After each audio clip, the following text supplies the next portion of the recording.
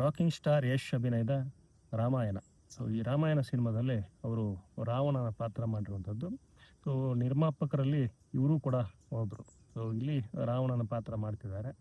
ಇಲ್ಲಿ ವಿಶೇಷವಾಗಿ ಏನಪ್ಪ ಅಂತಂದರೆ, ಈ ಪಾತ್ರದ ಕದರ್ ಹೇಗಿದೆ, ಅದರ ಜೋಶ್ ಹೇಗಿದೆ, ಸೊ ಅದರ ಲುಕ್ ಹೇಗಿದೆ, ಈ ಎಲ್ಲ ಪ್ರಶ್ನೆಗಳಿತ್ತು. ಯಾಕಂದರೆ ಈ ಹಿಂದಿನ ಒಂದು ಟೀಸರಲ್ಲಿ ಜಸ್ಟ್ ಬ್ಯಾಕ್ ಸೈಡ್ ಒಂದು ದೃಶ್ಯ ಬಂದು ಹೋಗುತ್ತೆ, ಒಂದು 2-3 ದೃಶ್ಯಗಳು. ಸೊ ಪುಷ್ಪಕ ವಿಮಾನ ಹತ್ತಿರ ಹೋಗುವಂಥ ದೃಶ್ಯ. ಅದು ಬಿಟ್ಟರೆ ಫ್ರಂಟ್ ಲುಕ್ ಹೇಗಿದೆ ಅನ್ನುವಂಥದ್ದು ಪ್ರಶ್ನೆ ಇತ್ತು. ಆ ಪ್ರಶ್ನೆಗೆ ಉತ್ತರ ಈಗ ಪೋಸ್ಟರ್ ರೂಪದಲ್ಲಿ ಸಿಕ್ಕಿರುವಂಥದ್ದು. ತುಂಬ ಕಣ್ಣಲ್ಲಿ ಒಂದು ಶಾರ್ಪ್ನೆಸ್ ಇದೆ, ಜೊತೆಗೆ ಲುಕ್ಕು, ಹಾಗೆಯೇ ಅವರ ಪೋಷಾಕು ಅಥವಾ ಅವರು ಧರಿಸಿರುವಂಥ ಕಾಸ್ಟ್ಯೂಮು ಎಲ್ಲವೂ ತುಂಬ ಸೂಟೇಬಲ್ ಆಗಿರುವಂಥದ್ದು. ರಾವಣನ ಪಾತ್ರಕ್ಕೆ ರಾಕಿಂಗ್ ಸ್ಟಾರ್ ಯಶ್ ಸೂಟೇಬಲ್ ಅನ್ನುವ ಅರ್ಥದಲ್ಲಿ ಅವರು ಕಾಣಿಸ್ಕೋತಾ ಇದ್ದಾರೆ. ಸೊ ಇದರ ಒಂದು ಒಟ್ಟು ಕದರ್ ಹೇಗಿದೆ ಅಂಥೇಳಿ ಪ್ರಶ್ನೆ ಬಂದಾಗ, ದೆಹಲಿಯಲ್ಲಿ ಒಂದು ಕಾರ್ಯಕ್ರಮ ನಡೀತು. ಏನಪ್ಪ, ಪ್ರಥಮ್ ಸಂಕಲ್ಪ ಅಂತ, ಅಂದರೆ ಪ್ರಚಾರ ಶುರು ಆಯಿತು ಅನ್ನೋ ಅರ್ಥದಲ್ಲಿ ಬರುವಂಥ ಕಾರ್ಯಕ್ರಮ.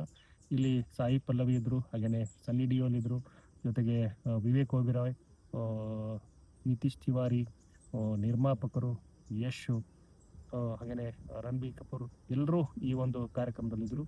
ಈ ಕಾರ್ಯಕ್ರಮದಲ್ಲಿ ಈ ಒಂದು ಚಿತ್ರಕ್ಕೆ ಸಂಬಂಧಪಟ್ಟಂಗೆ ಮಾತಾಡ್ತಾನೆ ಹೋದರು. ಸೊ ಆ ಸಂದರ್ಭದಲ್ಲಿ ಏನಪ್ಪ ಅಂದರೆ, ಚಿತ್ರದ ಒಂದು ಟ್ರೇಲರ್ ಏನಿದೆ ಅದನ್ನು ಪ್ರದರ್ಶನ ಮಾಡಿರುವಂಥದ್ದು. ಕನ್ನಡದ ಪತ್ರಕರ್ತರು, ಸಿನಿಮಾ ಪತ್ರಕರ್ತರು ಕೂಡ ಅಲ್ಲಿ ಹೋಗಿ ಈ ಒಂದು ವಿಶೇಷವಾದ ಟ್ರೇಲರ್ನ ನೋಡಿ ಬಂದಿರುವಂಥದ್ದು. ಸೊ ಇವರು ಟ್ರೈಲರ್ ನೋಡಿದ ಮೇಲೆ ಇವ್ರಿಗೆ ಅನಿಸಿದ್ದೇನಪ್ಪ ಅಂದರೆ, ಕೆಲವು ಪತ್ರಕರ್ತರಿಗೆ ಇದು ರಾವಣನ ರಾಮಾಯಣ ಅಥವಾ ರಾಖಿ ಬಾಯಿ ರಾಮಾಯಣ ಅಂತ ಅನ್ಸೈತಿ.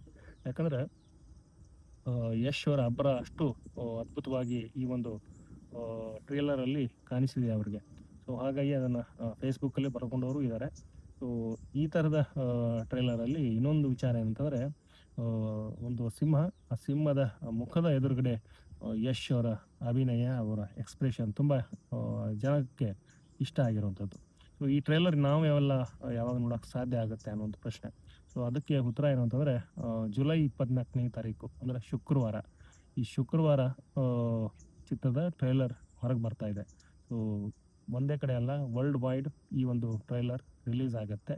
ಇನ್ನು ಚಿತ್ರದ ರಿಲೀಸ್ ಅಂತ ಬಂದಾಗ, ಇದು ದೀಪಾವಳಿ ಹಬ್ಬ, ಈ ವರ್ಷ 2026ಕ್ಕೆ ದೀಪಾವಳಿ ಹಬ್ಬಕ್ಕೆ ಈ ಸಿನಿಮಾ ರಿಲೀಸ್ ಆಗುತ್ತೆ.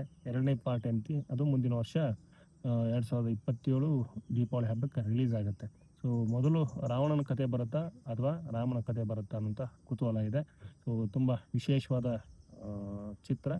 ರಾಮಾಯಣದ ಮೌಲ್ಯಗಳನ್ನು ಅಷ್ಟೇ ಗೌರವಪೂರ್ವಕವಾಗಿ, ತುಂಬ ಅದ್ಭುತವಾಗಿ ಕಲಾವಿದರ ಒಂದು ಶ್ರಮ, ಹಾಗೆಯೇ ತಂತ್ರಜ್ಞರ ಶ್ರಮ, ಸೊ ಎಲ್ಲವೂ ಸೇರಿ ಈ ಒಂದು ಚಿತ್ರ ರೆಡಿಯಾಗಿರುವಂಥದ್ದು. ಸೊ ವಿಶೇಷವಾಗಿ ಕನ್ನಡಿಗ, ಅದರಲ್ಲೂ ರಾಕಿಂಗ್ ಸ್ಟಾರ್ ಯಶ್ ಈ ಚಿತ್ರದಲ್ಲಿ ರಾವಣನ ಪಾತ್ರ ಮಾಡಿದ್ದಾರೆ. ಹಾಗೆಯೇ ಒಬ್ಬರು ನಿರ್ಮಾಪಕರು ಕೂಡ ಆಗಿರುವಂಥದ್ದು. ಸೊ ತುಂಬ ನಿರೀಕ್ಷಿದೆ ಅಂತ ಹೇಳ್ತಾ ನಾನು ಈ ಒಂದು ವಿಡಿಯೋನ ಎಂಡ್ ಮಾಡ್ತಿದ್ದೀನಿ.